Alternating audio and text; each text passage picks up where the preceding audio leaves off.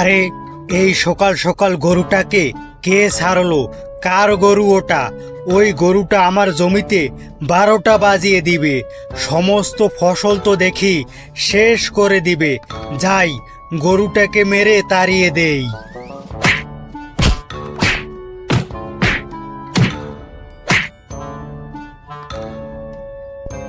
না, এইভাবে তো চলতে থাকলে তো আমি একটা ফসলও ঘরে নিতে পারবো না। না, সমস্ত ফসল তো গরু ছাগলেই খেয়ে নিবে। না না না না না, আমি একটা কাজ করি, আজকেই কাঁটা তারের বেড়া দিয়ে ঘিরে দেই, তাহলে গরু ছাগল ঢুকে আমার ফসল নষ্ট করতে পারবে না। হি। এই বলে ঢেপাবাঘ জমির চারপাশে কাঁটাতারের বেড়া দিয়ে ঘিরে দেয়, কিন্তু তারপরও বেড়া ফাঁক করে এসে ফসল খেয়ে নিত। আরে আরে বাঘ মামা, তুমি কি করছো? গরুটাকে তুমি মারতাছো কেন? তা কি করব বল, ওর সেবা যত্ন করব নাকি? বেড়া দিয়ে ঘিরে দিয়েছি, তারপরও এসে ফসল খেয়ে নিচ্ছে। দেখো বাঘ মামা, ও হচ্ছে একটা গরু, ওর জ্ঞান বুদ্ধি থাকলে তোমার কি ফসল খেত? যখন খেয়ে নিয়েছে তখন আর কি করা যাবে, তাই ছেড়ে দাও, চলে যাক ও। আর মন্টু শিয়াল লক্ষ্য করলো গরুটা হাঁটতে পারছে না। এরপর মন্টু কোনো রকম গরুটাকে তার বাড়িতে নিয়ে আসলো, আর কিছুদিন সেবা যত্ন করে গরুটাকে সুস্থ করে তুলল। আর গরুটা সুস্থ হতেই সেখান থেকে চলে গেল।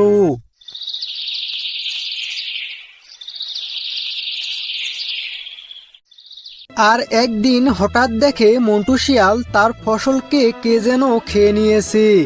এতে করে মন্টু চিন্তিত হয়ে পড়ে। ওগো, আমাদের ফসলগুলো কে যেন খেয়ে নিচ্ছে।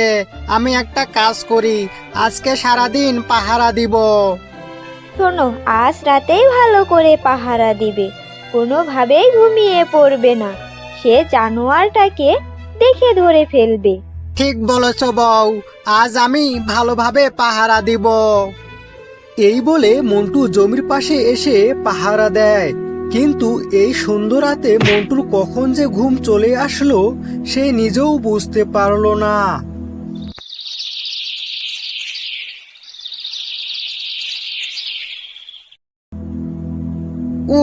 সকাল হয়ে গেল, আজকেও ওকে ধরতে পারলাম না। কি গো, আজ রাতে ধরতে পারলে? আমাদের জমির ফসলগুলোকে কে খেয়ে ফেলছে? না গো, আজ রাতে কিছুই জানতে পারিনি। লাশ পর্যন্ত এসে কখন যে ঘুমিয়ে পড়েছি কিছুই বুঝতে পারিনি। ঠিক, তোমাকে দিয়ে কোনো কাজ হবে না। একটা কাজ তুমি ঠিক মতো করতে পারো না, আর জমির ফলনগুলোতে কতগুলো টাকা খরচ হয়েছে, আর তুমি ফসলগুলো ঠিক মতো পাহারা দিতে পারছো না। ছি। আচ্ছা ঠিক আছে গো, তুমি কোনো চিন্তা করো না, আজকে আমি সঙ্গে করে জল নিয়ে যাব। যখনই আমার ঘুম আসবে তখনই মুখ ধুয়ে নিব, তাহলে আর ঘুম আসবে না। এরপর ভালোভাবে পাহারা দিয়ে দেখে আসব কে আমার জমির ফলন খায়। আর যখনই মধ্যরাত হয়ে আসে তখনই মন্টুর ঘুম চলে আসে। না না, আজ ঘুমালে চলবে না। ঘুমিয়ে পড়লে আমার ফসল কে খাচ্ছে আমি কিছুই বুঝতে পারবো না। আজ আমি ঘুমাবো না, একটু মুখটা ধুয়ে নেই। আর কিছুক্ষণ পর মন্টু দেখলো তার ফসলের জমিতে একটা সোনালী কালার গরু এসে তার ফসল খেয়ে নিতেছে। আরে, কি দেখছি আমি? সোনার গরু! এরকম সোনার গরু তো আমি কখনো দেখি নাই। এইভাবে গরুটি মন্টুর ফসল পেট ভরে খেয়ে সেখান থেকে চলে যায়। এই দেখে মন্টুও গরুটির পিছনে পিছনে যেতে লাগলো। মন্টু, এসো এসো, তুমি আমার অনেক সেবা করেছো। আমি তোমাকে কখন কিভাবে সেবা করলাম আমি তো কিছুই বুঝতে পারছি না। আমি সেই গাভী গরু যাকে তুমি সেবা করেছো, কারণ আমি একজন জাদুর গরু। আমি যে কোনো রূপ ধারণ করতে পারি। তুমি আমার সেবা করেছো, এর পুরস্কার তুমি পাবে। তুমি একটা কাজ করো, এই জায়গায় মাটি খনন করো, মাটি খনন করলেই তুমি তোমার পুরস্কার পেয়ে যাবে। আর মন্টু সেই জায়গায় মাটি খনন করতে শুরু করে। আর কিছুক্ষণ খনন করার পর দেখে সোনা ভর্তি একটি হাড়ি চমক দিচ্ছে। আরে এত সোনা, আমার তো বিশ্বাস হচ্ছে না। জাদুর গরু, তোমাকে অনেক অনেক ধন্যবাদ।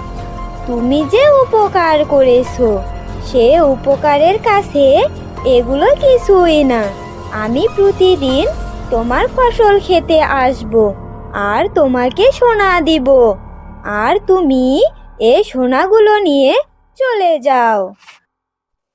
তারপর মন্টু সমস্ত সোনা নিয়ে তার ঘরে চলে আসে। ওরে বাপ রে বাপ, এত সোনা! ওগো, এবার তো আমরা অনেক ধনী হয়ে যাব।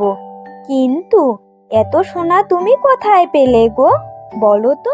কি বলবো রূপা, মনে পড়ে আজ থেকে কিছুদিন আগে আমি একটা অসুস্থ গরুকে নিয়ে এসে তার সেবা যত্ন করে সুস্থ করেছিলাম।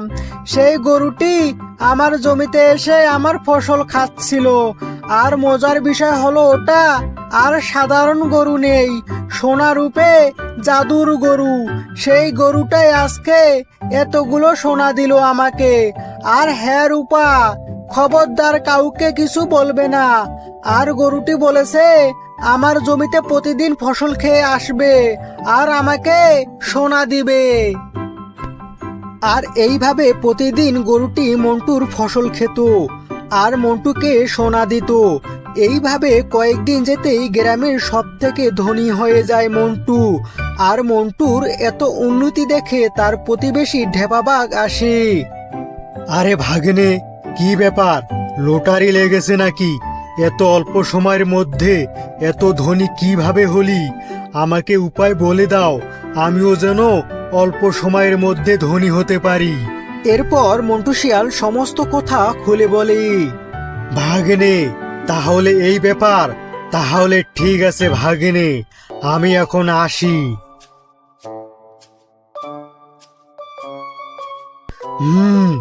ভাগ্নে যা বলেছে সবই মনে হয় সত্যি।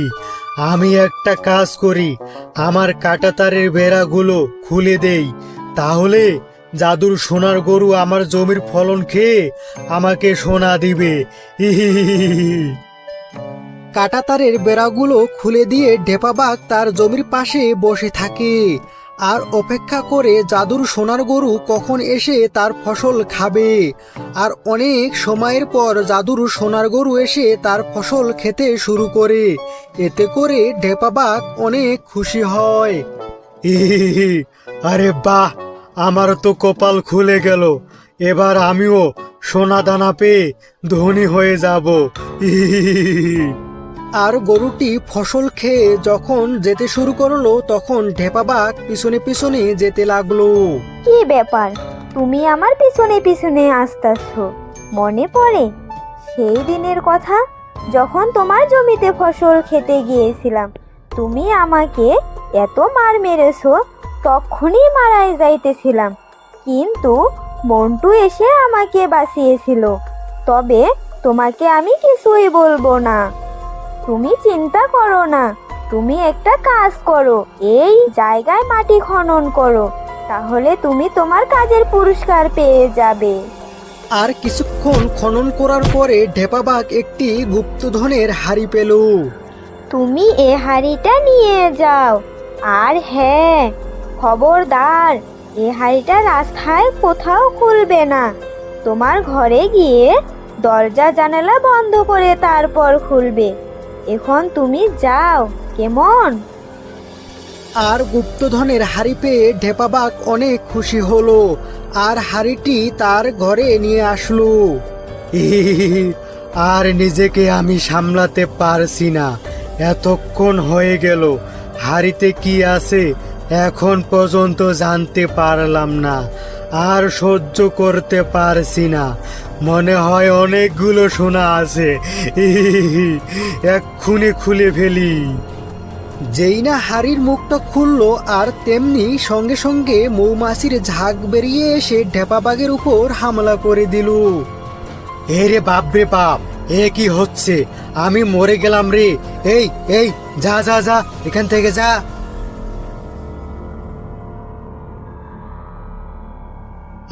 ভাগ্নে, এ তুমি কি করলে?